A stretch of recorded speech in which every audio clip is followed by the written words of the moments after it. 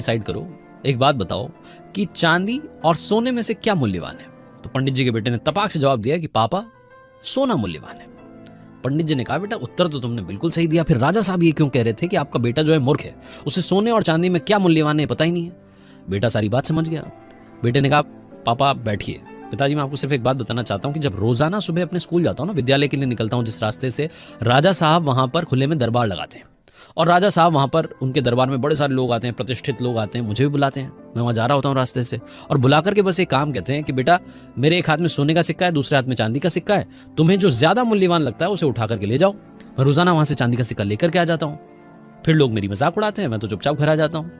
तो पंडित जी ने कहा कि बेटा जब तुम्हें मालूम है कि इन दोनों में से क्या मूल्यवान है तो सोने का सिक्का उठा करके घर आ जाओ ना एक बार।